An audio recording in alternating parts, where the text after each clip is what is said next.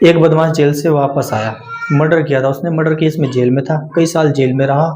जमानत पर घर आया। घर आने के बाद उसने एक वीडियो बनाई। वीडियो में वह अपने घर का आंगन दिखा रहा था। आंगन दिखाते हुए कहता है कि ये मेरे घर का आंगन है, यहाँ कभी बच्चों की किलकारी गूंजा करती थी, हंसी खुशी मेरा परिवार रहता था। लेकिन एक दिन बदमाशी का शौक चढ़ा। बदमाशी के चक्कर में एक मर्डर हो गया। मर्डर केस में मैं जेल चला गया। कई साल जेल में रहने के बाद आज घर आया हूँ। और आज जब मैंने आकर देखा तो मेरा घर सुनसान पड़ा था। कोई भी पंछी दिखाई नहीं दे रहा था। पत्नी बच्चे को लेकर मायके में रहती है और ज़िंदगी जहन्नुम बन चुकी है। उसने काफ़ी अच्छी-अच्छी बातें बताई कि भाई ज़िंदगी में सब काम कर लेना, लेकिन किसी इंसान की जान मत लेना, वरना ज़िंदगी ऐसी ख़राब हो जाएगी कि तुम अपने पैदा होने पर खुद ही कहोगे कि मैं पैदा ही नहीं होना चाहिए था, पैदा होके ही गलत किया। जब मर्डर हुआ तो छिपता फिरा, कभी रिश्तेदारों के यहाँ सो जाया करता था।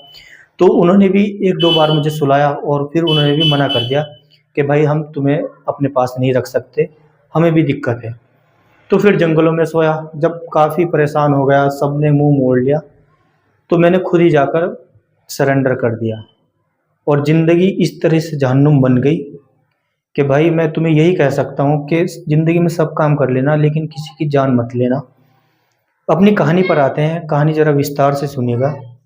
राजन केसरी, सालू केसरी पति पत्नी है, 3 महीने की इनकी बेटी है। इलाहाबाद के रहने वाले हैं, गुरुग्राम में रहते हैं। राजन केसरी को ज्योति नाम की लड़की से प्यार हो जाता है। प्यार परवान चढ़ता है और दोनों शादी कर लेते हैं। शादी का पता सालू को चलता है। अब सालू कहाँ बर्दाश्त करती, पत्नी के रहते हुए अगर पति कहीं और अफेयर चलाए या शादी कर ले तो विवाद तो होना ही था। विरोध किया, घर में लड़ाइयाँ स्टार्ट हो गई।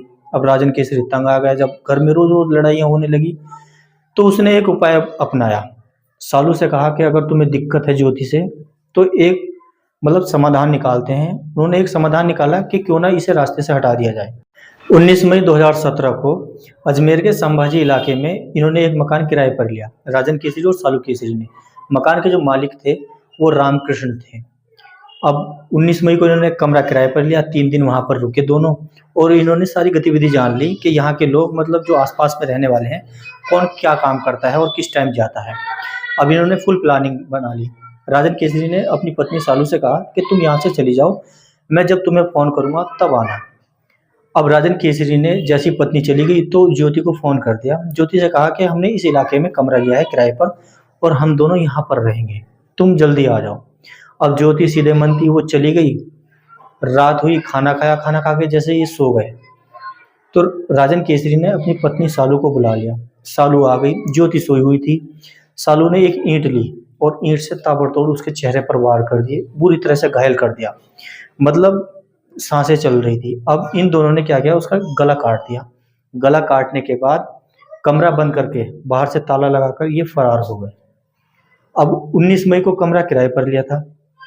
23 मई को कमरे के जो मालिक हैं रामकृष्ण, वो कमरे की ओर जा रहे थे। उन्होंने सोचा कि 4-5 दिन हो गए हैं और कमरे में जो किराएदार आए हैं नए, उनसे मिला भी नहीं हूँ, उनसे बात कर लूँगा थोड़ी सी। जैसे ही रामकृष्ण कमरे की ओर पहुंचे तो उन्होंने देखा कि कमरे पे ताला लगा हुआ है। तो उन्होंने कहा कि भाई कहाँ चले गए बिना बताओ। तो वो थोड़ा और पास में गया तो उसने देखा कि अंदर से कोई गंध आ रही है किसी चीज़ के सड़ने की। तो उसे शक हुआ, उसने तुरंत पुलिस को सूचना दे दी। मौके पर पुलिस पहुंची, कमरे का ताला तोड़वाया, घर अंदर जाकर देखा तो एक लड़की की लाश पड़ी है सड़ी गली अवस्था में। अब रामकृष्ण ने पूछताछ की कि ये लड़की कौन है। तो रामकृष्ण कहता है कि ये तो नहीं थी जब मैंने कमरा किराए पर दिया था। एक राजन केसरी और सालू केसरी दंपति थे, दोनों पति पत्नी, उन्होंने कमरा किराए पर लिया था, लेकिन ये कैसे आई यहाँ पर, मुझे इस बात की बिल्कुल भी जानकारी नहीं है। अब पुलिस छानबीन में लग जाती है। गुरुग्राम से पत्नी को पकड़ती हैं, सालू केसरी को। उसके पास से 3 महीने की बच्ची भी थी, उसे पकड़ लेती है। 2.5 महीने के बाद इंदौर से राजन केसरी को पकड़ा जाता है। इनसे पूछताछ की जाती है कि तुमने कैसे कैसे मारा, क्यों मारा। तब उसने राजन केसरी ने सारी बातें बता दी कि ये मेरी दूसरी पत्नी थी जो ज्योति थी और मेरी पहली पत्नी आपस में विवाद करते थे घर में, तो इस कारण हमने इसकी हत्या कर दी। इन दोनों को पकड़कर जेल भेज दिया गया। ये पिछले 3 साल से जमानत पर बाहर थे। 10 जुलाई 2026 को अजमेर कोर्ट से इनकी इस केस का फैसला सुनाया गया, जहां इन दोनों पति पत्नी पर 25-25 हज़ार का जुर्माना और आजीवन कारावास की सजा बोली गई।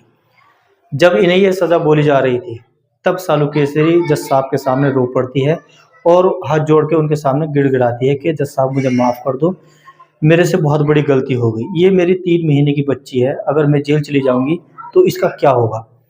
तब जज साहब कहते हैं कि जिसे तुमने मारा वो भी तो किसी की बेटी थी, ज्योति, और कितनी बेरहमी से मारा वो भी तुम्हें पता है। तुम ऐसे लोग हो कि तुम बाहर रहने लायक हो ही नहीं, तुम्हारी जगह वहीं है।